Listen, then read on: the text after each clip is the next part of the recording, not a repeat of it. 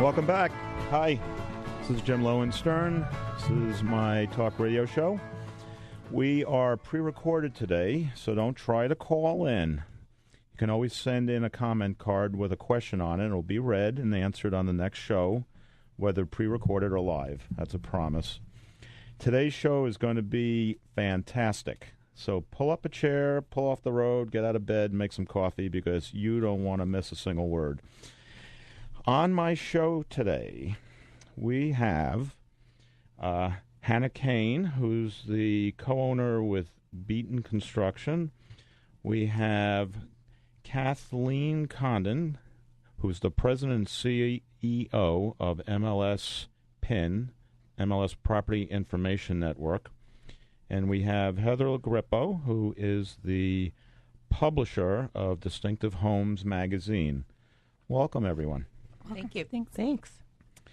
So, guess we're going to just jump right in because so many great time.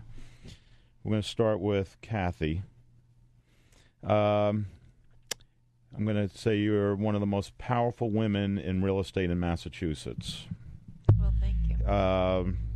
Who is MLS PIN? What is it? Is it the largest MLS system in New England? Is that accurate? That is accurate. We're actually number 8 out of over 900 in the country in terms of size. And besides Massachusetts, are there any other areas that we do cover northern Rhode Island, southern New Hampshire, and eastern Connecticut as well. Okay. So let's talk more about your past positions and what you do at MLS PIN. What did you do prior to MLS? Prior to MLS PIN, I was employed at the Greater Boston Real Estate Board, which is where I first met you, Jim. Back. Was I in trouble then? No. You were a good boy then. I actually got out of college in the 70s and couldn't get a teaching job, so I went to work in the association industry. Were you ever a licensed broker? I was licensed. I never used my license as a broker, but I thought it would be good to be taking the same classes that our customers had to take. So we spoke a little yesterday, and you said you thought we were in a 2003-2004 market pattern right now. What made you say that? What was going on back then, and why do you think it's similar to what's going on now? We've been tracking sales and under agreements in Massachusetts since we came into existence back in 1997. And if you look at the numbers of sales and the average prices and the median prices all point to we're back at the 2003-2004 stage. Oh, okay. So just like the median prices Yep. are putting us back. Okay, based on that, where were the prices at the trough? Let's call it. At the trough. I wish you had told me we were going to go with the food. Well, I mean, it doesn't have to be to the day and month. But I'd say probably around the 198, area for a median price for a single family home. Oh no, that's not the question. Okay, let me rephrase. So, if we're about where the prices were in 2004, let's say now, when this market really tanked and it was the bottom price-wise, what year would that have been like? Would it have been 1998? I'm just throwing out a year. It doesn't. You say that MLS PIN started in 1997, so you'd have records back to... Right. I'd say it was close. Yeah, 98, 99. Wow. So they kind of dropped back almost like a dozen years. Yeah. Yeah, that's painful. Well, we just had Harold Brown in the studio. That was last week's show, if anyone's listening on podcast. And he said we're about 25% up from the bottom of that trough now. Would you say that? I would agree with that, yeah. Accurate. Okay. So MLS Pin has a new product called Pinergy that was given lots of marketing and, let's say, hype, depending on how you look at it. Some of my agents have said they don't really see it being much different, but I'm sure they're missing something. I see that the original price is on the listings, whereas before that wasn't there. Mm-hmm. Baths and half baths is all one item now, but there must be much more going on behind the front layer. There's a lot more going on behind the front layer, and within the next, I would say, 12 to 18 months, you're going to see a lot more improvements be rolled out. What we're planning on for the second half of this year is actually a complete rewrite of the contact management systems that you use all now for your clients. That would be good. And I think you'll be very impressed with it. As far as maybe competing against all the ancillary products that are being marketed to brokers? Yep. Oh, that would be fantastic. Our goal is to help you save money. That would be nice. The agents were also complaining about the original price being displayed so prominently on the screen. Mm-hmm. It looks like it's really the current price. That's only on one type of printout that they see that, but the end of the day, it is the truth. just I guess. Just the facts. I guess it's telling them they should price it right to begin with and get it sold so they never have to see that. I'll remind them. Well, I think a lot of it is the sellers as well. They're still a little bit unrealistic in well, pricing the price. homes. Well, they're going to hear this show and hear that the prices are up 25%. So they're going to add 25% Sale to prices are up 25%. Yeah, they're going to add 25% to that unrealistic price, which will make it certainly not unrealistic. I'll just mention, as long as I have you here, that the system crashes on me. If I have like 20 or 30 properties to send out to a customer, that spinning wheel of death just never stops, and I have to start all over again and sometimes break it into smaller packets. That's disturbing to hear. I know. And I will certainly have someone reach out. I mentioned it to one of your coworkers. Okay. And I mean, and it was in a big group, and I had other brokers who said they had the same problem too. I will have Matt reach out to you.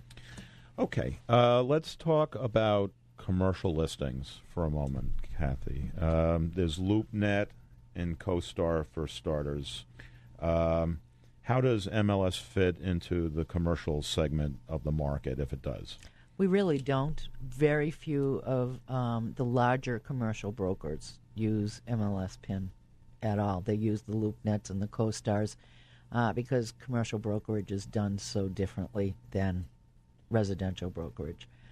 And they did approach us to work with some of the smaller commercial agents that still dabble in the residential end or vice versa. But then the National Association of Realtors has also come out with a product, and we chose to step back from it.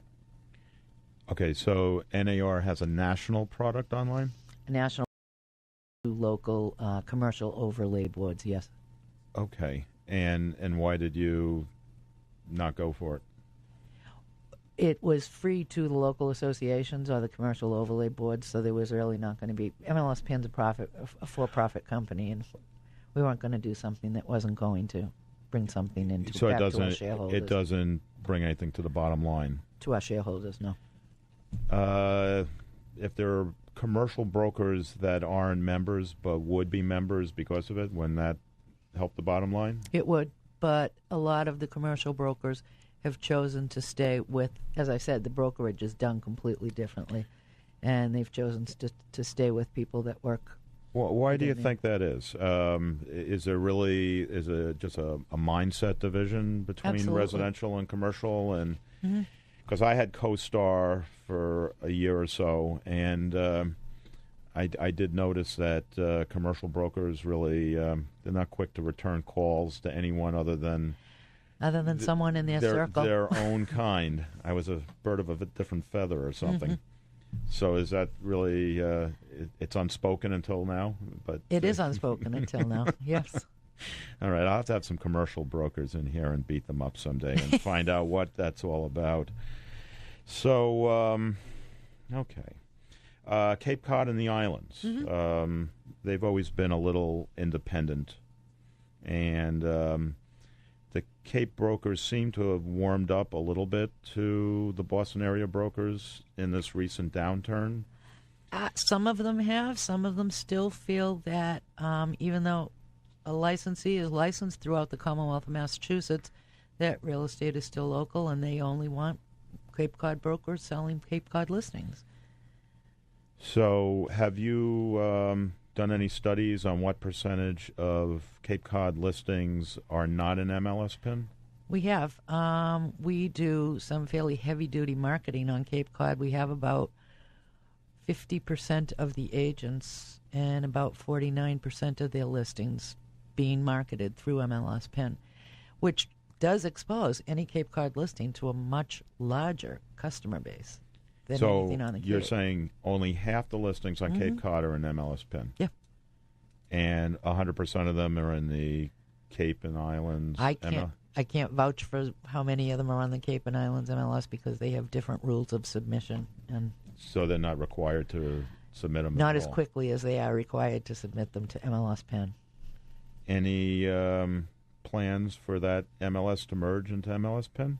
If they were interested, they know how to reach us. Okay. You've suggested that it should be a consideration, I guess. Yes. So besides Rhode Island, Connecticut, and New Hampshire, does MLS PIN have a business plan to keep growing? If so, where and when? Absolutely, and that new product that we will be rolling out over the next 10 to 12 months, we would like to eventually probably sell to other MLSs and become a vendor. Does MLS PIN go to the NAR convention? We certainly do. Interesting. So you're meeting movers and shakers in other parts of the country. Could you see MLS PIN jumping to, skipping the Midwest and going all the way to Washington State or California? California, I doubt it, but Washington State certainly, or Oregon.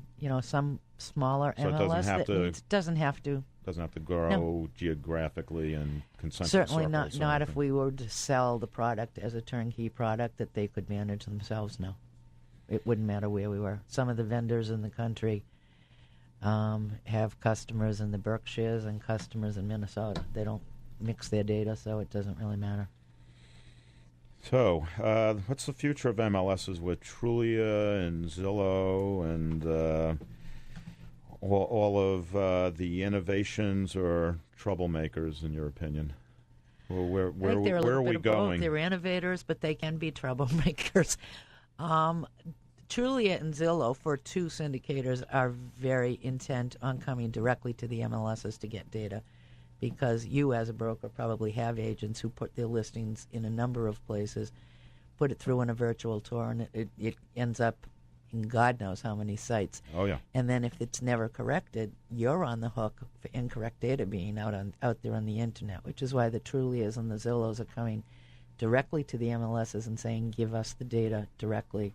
We'll clean it up. We'll make sure that we're not using bad data from some of those other sites. But that is a bit of a controversy in the industry, because are they trying to become the MLS 10 years down the road, 5 years down the road? Well, they certainly have the network being developed right now. And is NAR trying to do the same thing with their new product, the Realtor Property Resource? There's a lot of questioning about that as well. So you think maybe these are like a Trojan horse, so to speak. They look friendly enough. That's correct. They look friendly, but you have to be very careful. What besides those three are you seeing coming down the road? I think what I'm seeing more is more consolidation among the MLSs. There are over 900 MLSs in this country. That's not a good market for anybody. You've got a buyer out there looking for prices. They have to go to how many different sites to see what they need to see. Even here in Massachusetts, we've got the Cape Cod and Islands MLS, we have the Berkshire MLS, and we have MLS PIN. Why do people have to go to all these different sites to find the property they're looking for. If I could jump in, I would Sure, say that Heather. the biggest fear you should have would be Realtor.com, because that is the one place that has all the information, and that's run by NAR. That is your biggest threat right there, because you do not have to go everywhere to get it. And having an online advertising background, I worked for one of the biggest category killers out there. That is your absolute biggest threat. I don't know that a Trulia or a Zillow would be an issue for you, only in that it would require end users to manually enter data, which is, I'm sure, a challenge you have right now, getting people to enter data and have it be correct. So I don't know that you're going to run into an issue with a third party who doesn't have those relationships already, but your threat is Realtor.com. That's interesting, because I serve on Realtor.com's executive advisory board, and they are forbidden by their managing agreement with NAR, which I think is a 25-year term, from competing with the MLS. So you're good. Yeah. Then. For Well, how then many I more do. years? Yeah. It started in 97 to 98, so it's still got a few more years left. Well, That's who we should be looking at. Yeah. That's a good thing. Okay, well, I have some more Good stuff. questions. We're going to take a short break, and we'll be back in a couple minutes. This is Jim Lowenstern, JimLowenstern.com, AM 1510 as well, and RevolutionBoston.com. Stay right where you are. Your blood like winter freezes just like ice, and there's a cold and lonely light that shines from you. You wind up like the wreck you hide behind that mask you use. And did you think this fool could never win? Well, look. When you are looking to buy or sell real estate and you are looking for the right realtor to do business with, NewEnglandProsperity.org is a nationwide network of carefully selected brokers who are willing to give both you and your favorite charity a large portion of their commission. These brokers are only too happy to donate to a charity and to credit you back money to help with things such as your mortgage closing costs, title insurance, moving expenses, and more. When you're starting to look for a realtor first, go to NewEnglandProsperity.org and sign up. You'll be referred to a broker who will have your interests first and who will also credit you and donate to charity. Look them up at NewEnglandProsperity.org. And when you sign up on their website, you can expect a top broker to return to you with the call to begin discussing the next steps in your selling or buying process. NewEnglandProsperity.org brokers make it easy to buy and sell real estate, and they make it easy for you to pay for your closing costs because they pitch in with a piece of their commission and they make charitable contributions. For all of the information, NewEnglandProsperity.org. We are changing the way America buys and sells real estate. Craig Taney is a full-service mortgage broker lender serving Greater Boston for the last 20 years. In 2009, Craig and his partners started Mortgage Equity Partners. MEP is a boutique home loan origination company that seeks out the most aggressive lenders for home mortgages and can offer the most competitive rates available in the market today. Call Craig directly for a personal consultation at 781-309-1805. Mortgage loan origination number 142580 and NMLS 1936. Castles Magazine, an in-print and online magazine and database of exceptional properties, is available to you 24/7 at castlesmag.com. Considered by Google to be the online authority of luxury real estate, castlesmag.com is the best way to search for properties anywhere in the world when you are looking for your dream home, and the best realtors to help you with your search. Castles Magazine and castlesmag.com. One in print and one online, and always at your service. Not just opening doors, opening the doors that you dream of.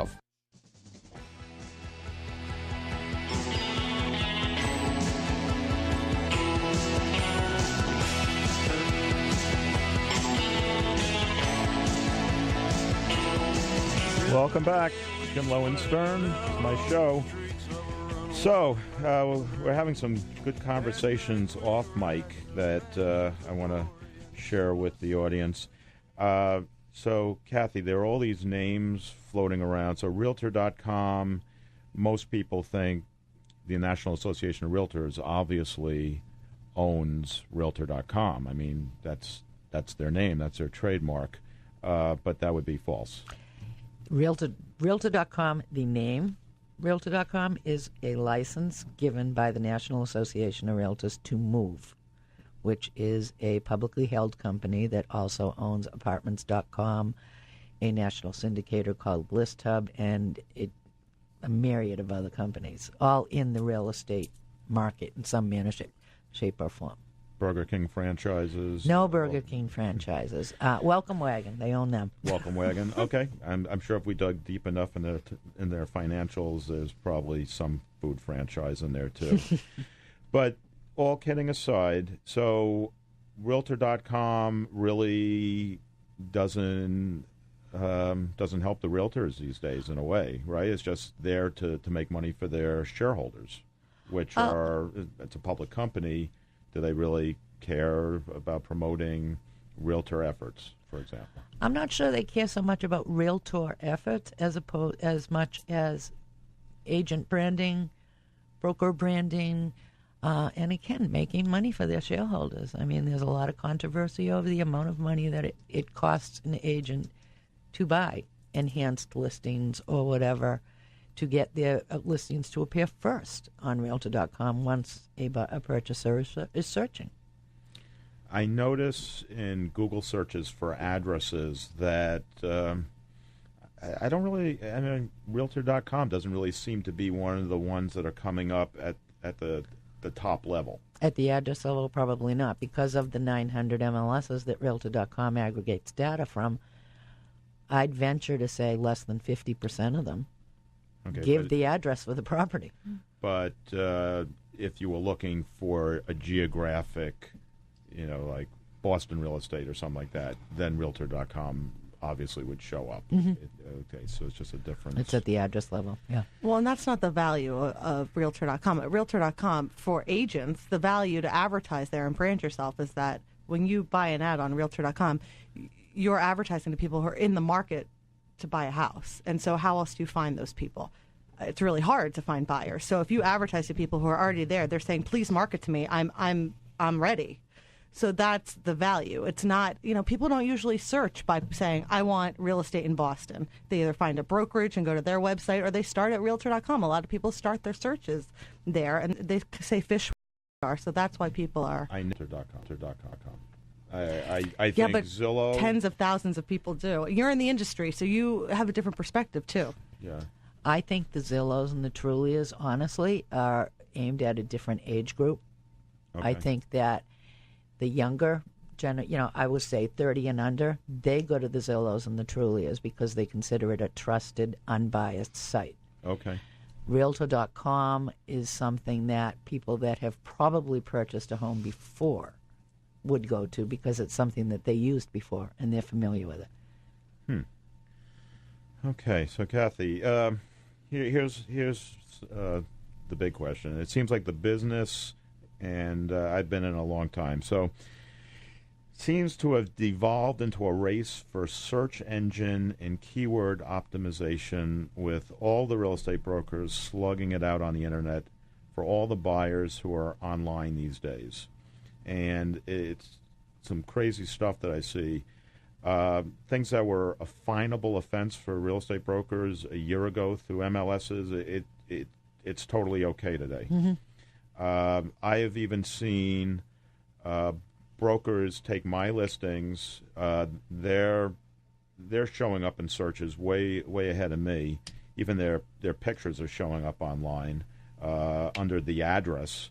And you have to go real deep into, let's call it a single-page website or whatever, clicking through to another site to find my name and my company name, and I'm just a feature. I'm like a bath or a fireplace. You get 3 baths, you get a 2-car garage, you get a Jim Lowenstern, you get a Castles Unlimited. Mm-hmm. It's showing up that way, and when I called MLS PIN, I was told, they're in compliance. Because all they have to have is that little thing for more details. And it's a different page. More details, and they have to become a customer. No. No? No. Well, if it's an IDX site that has your name on it, that's right. If they are publicly saying, this is not my listing, it belongs to Jim Lowenstern. But you have to click through to another page before you find that out. And again, it's not courtesy of or a listing agent. It's just, I'm like an in-ground pool. We are constantly changing our rules to keep up with what our customers are asking for and what our customers' customers are telling them they want. Am I the customer? Or? You certainly are. Okay. You're a shareholder. You're Well, a customer. I'll Full It'll be a disclosure. two-car garage from now on. yeah. I'm just shocked when I found out she was in compliance. This particular broker, but we won't mention that any further. So entry onlys. I love that one. Can you explain entry onlys to the audience, Kathy? Entry-only listing is a listing where the seller of the property has chosen to do all of the work themselves except put the property in the MLS. And they list it with a licensed broker who will offer limited services. And those limited services can be, I'll put a sign in front of your property, I'll put it in the MLS, but I will not show it for you. It's entirely up to the listing agent and the seller how many services they want to purchase. Was it a class action suit brought by a consumer group or something that created this possibility of essentially a for sale by owner to have access to It was the actually MLS? a complaint to the Department of Justice. And rather than to fight it, all the MLSs just caved in, or? I wouldn't say all the MLSs caved in. There is still one in Detroit, Michigan, that is fighting all the way to the Supreme Court. Good for them. They really are. I'm happy to hear it. They put public access. They refuse to put entry-only listings on a public access. One more reason website. to move to Detroit.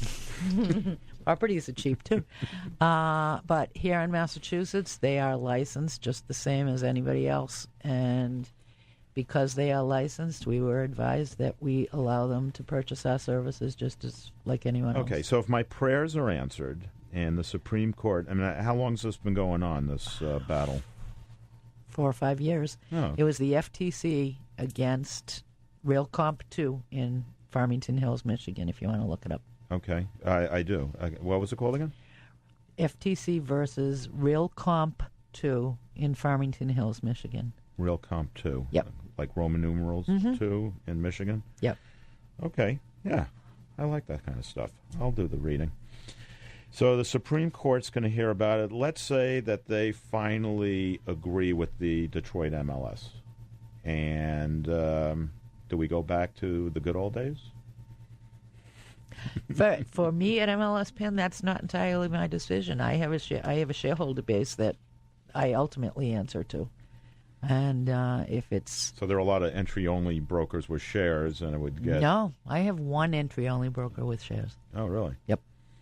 Again, the shares of the stock have risen in value over the past 12 years, so he only bought that share 2 years ago. At $99 a pop or whatever they get, that's a lot of listings. That's a lot of listings to buy that share. Okay, so let's see. So with an entry only, and I know this isn't consumer stuff, but I've got brokers listening too. Is it really the same as an exclusive? In most cases, a broker is not supposed to speak to the seller of the broker. But in an entry only, it's actually indicated, here's the seller, and here's their phone number, and you deal directly with him. Right. So how often do you get complaints from an entry only broker that another broker called their seller and there was some kind of conversation that didn't go well? I don't ever recall getting that type of complaint. The bigger complaint we get is, I'm trying to show that house, and the seller's not getting back to me. Oh, well. And shame on the seller that wants to sell their property. Well, sellers that are for sale by owner that do it that way don't realize that they are a real estate broker at that point. They just happen to have just one listing. And they're also trying to sell their own house, which makes it twice as difficult. Absolutely. And they probably have to work twice as hard because not as many brokers are going to call them, because brokers like to deal with people they know already. And they find it difficult to deal with someone who's not familiar with the industry. and for sale by owners tend to overprice their properties too. That about covers everything in this segment. Thank you, Kathy. We're going to be back in a couple of minutes. This is Jim Lowenstern. Check it out at jimlowenstern.com. Like me on Facebook, too, The Jim Lowenstern Show. We'll be right back.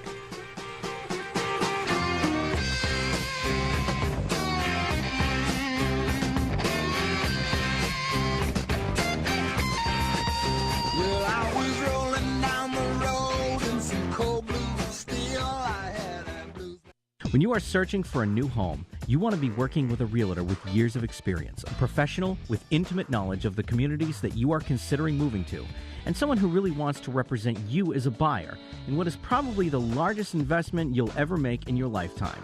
Please visit us at castlesunlimited.com or call us anytime at 800-967-3561. Start your search anytime 24/7 at castlesunlimited.com, and a Castles Unlimited Realtor will get back to you just as fast as possible. Castles Unlimited Realtors, expert advice and quick, informative information on all the listings, not only your local market, but information on properties for sale or rent anywhere in the world.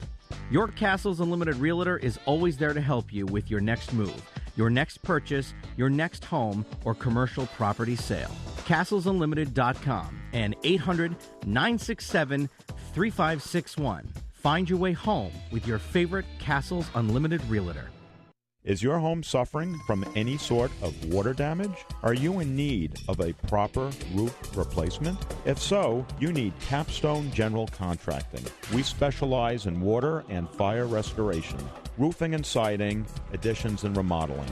Offering valuable contracting services and exceeding your expectations is our promise. Contact us at 508-799-4463 or through our website, gccapstone.com. When buying or selling a home, always be sure to use a local realtor who has the knowledge and experience to help you get the most from this market. Properly pricing your home is vitally important. Realtors value properties every day. They understand how best to show a home and can help enhance the saleability and sale price of your home. This message is brought to you by the over 19,000 realtor members in Massachusetts. Contact a local realtor today, and good luck in the search for your perfect home.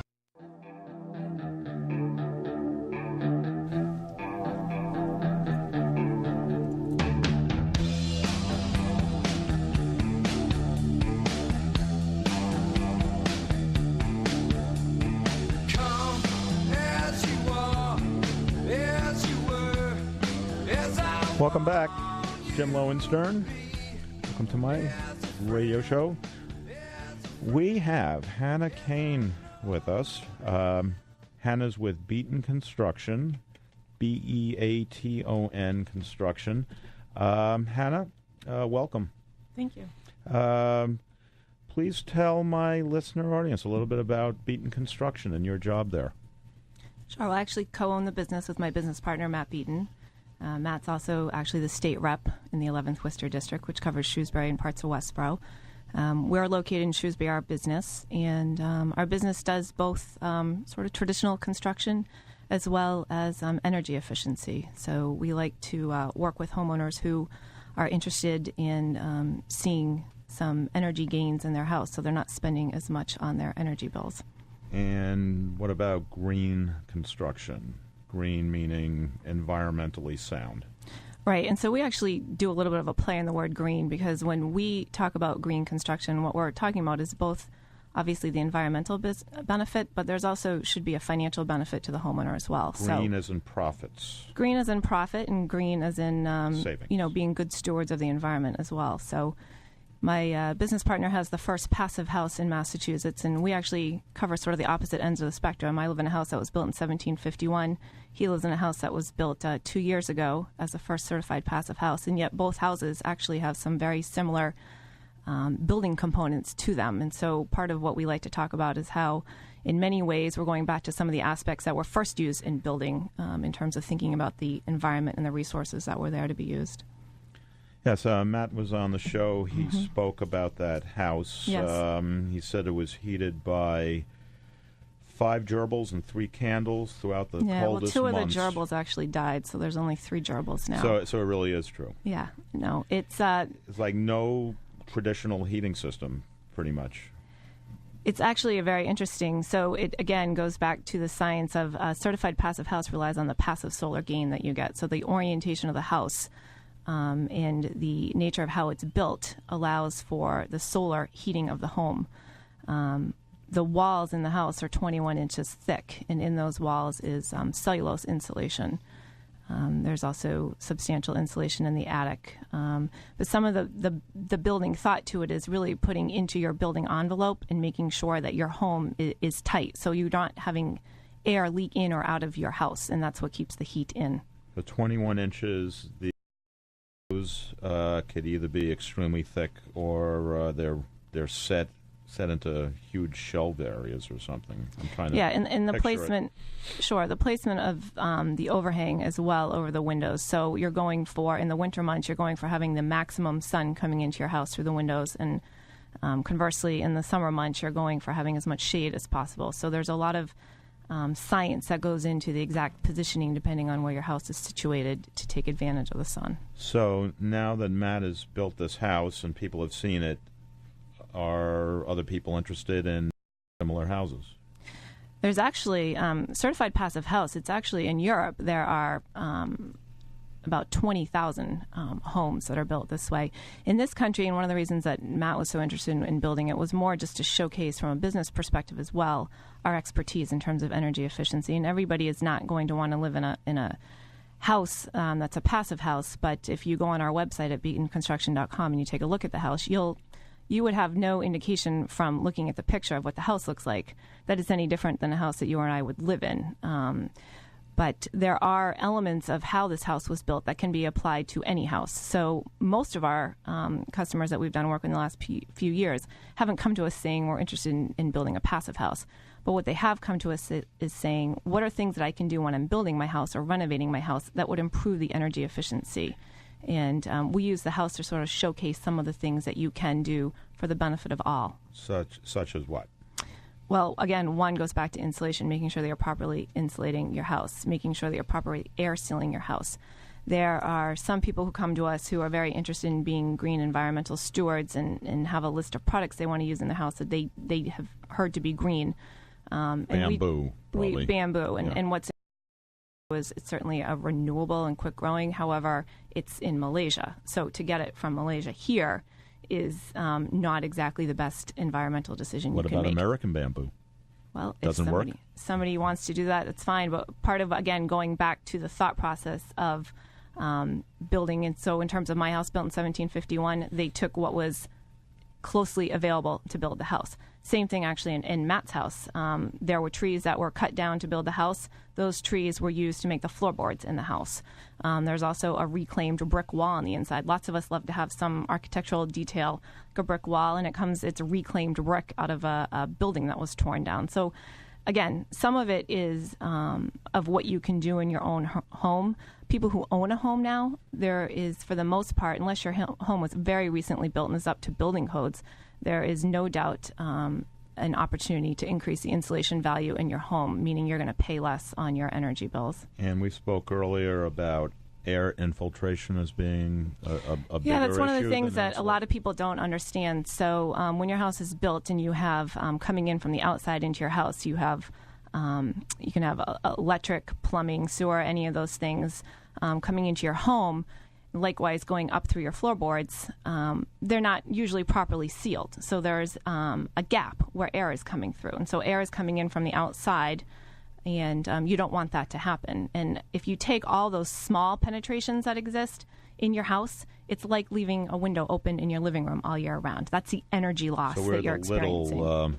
Little spots, wall outlets, things like that? It's more anything that's coming in from the outside into your home. So it's more, you're talking sewer lines, plumbing lines, anything that is coming, or actually it can even be going up into from your basement. If you have an uninsulated basement, it's not an area that you use, it's not a finished room. And that area is naturally cooler down there. If you have openings going up through into your first floor of your house, the air is then coming up through. And so sealing up all those... insulate the ceiling, you would basement? you would seal those, and there's a number of good ways to go about doing that. There is the Mass Save program that's out there right now, and so if homeowners are a customer of a utility that participates in that, and NSTAR and NGrid are two of the big ones. If you're a gas or electric customer, you can call and have a home energy assessment done by Mass Save, and they'll come out and they'll evaluate your home, and they'll let you know what they see as your home needing in terms of air sealing and also additional insulation. The benefit to doing that is each of us that is a customer of those companies, we pay on our electric bill a surcharge every month. And you as a customer are allowed access to the $2,000 rebate every year. There's a 75% of the rebate comes from them. You have to match 25%. And so you could have a home that could need $2,500 worth of insulation. You're going to get $2,000 of that paid for by the fact that you are a utility customer. You'd also get all of your air sealing done for free. That's a great way to make an improvement in your home. Insulating your home is one of the fastest ways to get a return on investment, and it just expedites it even more because you're paying such a small portion of it. What about photovoltaic solar panels? Do you do anything along the lines of solar?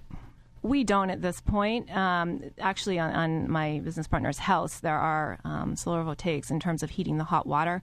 But in terms of deriving energy off of that, there's still a ways to go in order to make that a really viable for residential customers to use. It's still a bit cost prohibitive for most homeowners. So if a developer has a project that's already in the permitting process, is it too late to add green features, or do most towns and cities want the project to go in that direction without slowing down the process? Any well, the building code is definitely changing to make homes more energy efficient. It's never too late in the process. I mean, you can live in a home like mine built in 1751 and still add insulation if you're not fully doing it. And there's a lot of homes that were built in this area that were not built with proper levels of insulation, or they could have been at the time, and some of it is eroded or denigrated over time, and so you need to go back in and fill in.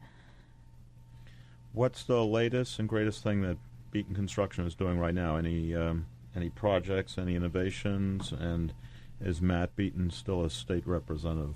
He is still a state representative. He's in his first term. He's up for re-election in November, and right now doesn't have anyone running against him, so that's all good. The latest that we're up to, we've actually doing, as I mentioned early on, we do a lot of traditional construction as well. We have a number of projects going on, some in Shrewsbury. We do have one group that we've been working with, a couple who wants to build an underground house, and so they're trying to find a site within the Worcester area that's actually bordering the conservation land.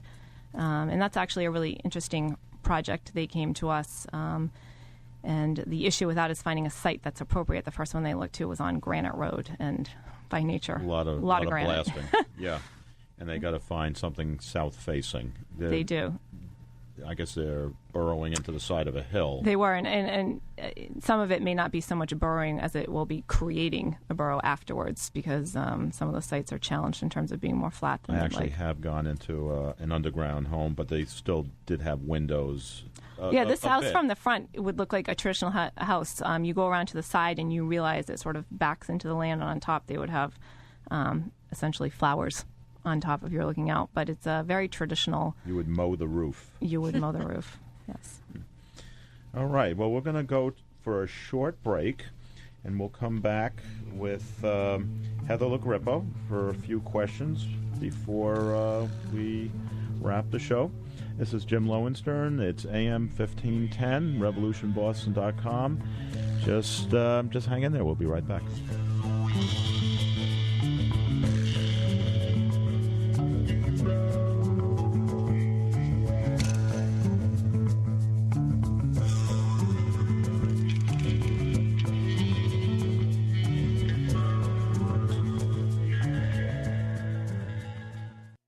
Is your home suffering from any sort of water damage? Are you in need of a proper roof replacement? If so, you need Capstone General Contracting. We specialize in water and fire restoration.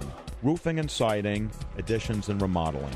Offering valuable contracting services and exceeding your expectations is our promise. Contact us at 508-799-4463 or through our website, gccapstone.com. When buying or selling a home, always be sure to use a local realtor who has the knowledge and experience to help you get the most from this market. Properly pricing your home is vitally important. Realtors value properties every day. They understand how best to show a home and can help enhance the saleability and sale price of your home. This message is brought to you by the over 19,000 Realtor members in Massachusetts. Contact a local realtor today, and good luck in the search for your perfect home. Castles Magazine, an in-print and online magazine and database of exceptional properties, is available to you 24/7 at castlesmag.com. Considered by Google to be the online authority of luxury real estate, castlesmag.com is the best way to search for properties anywhere in the world when you are looking for your dream home, and the best realtors to help you with your search. Castles Magazine and castlesmag.com. One in print and one online, and always at your service. Not just opening doors, opening the doors that you dream of. Craig Taney is a full-service mortgage broker lender serving Greater Boston for the last 20 years. In 2009, Craig and his partners started Mortgage Equity Partners. MEP is a boutique home loan origination company that seeks out the most aggressive lenders for home mortgages and can offer the most competitive rates available in the market today. Call Craig directly for a personal consultation at 781-309-1805. Mortgage loan origination number 142580 and NMLS 1936.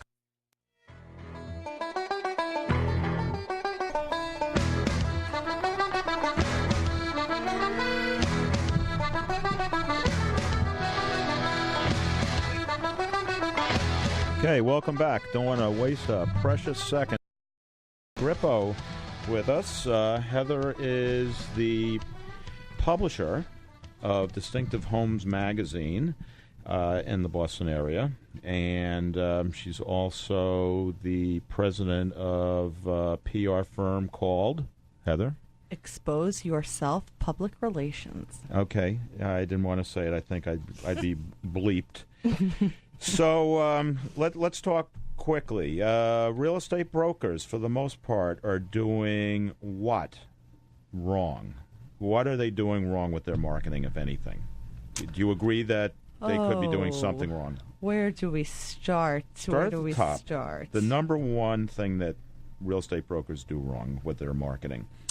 Individual agents, not companies. No, I think there's a general tendency to say, and keep in mind where this is coming from. I own a magazine, but I also have a lot of online advertising experience. That's my background. So I think they have a tendency to say, I need to be online because that's what I've been told, and print is dead. And I don't think that's necessarily the case. When TV came out, radio didn't die. We're on the radio right now. When magazines came out, TV didn't go away. So when the internet came out, it didn't kill TV. So I think there's always a place for certain media.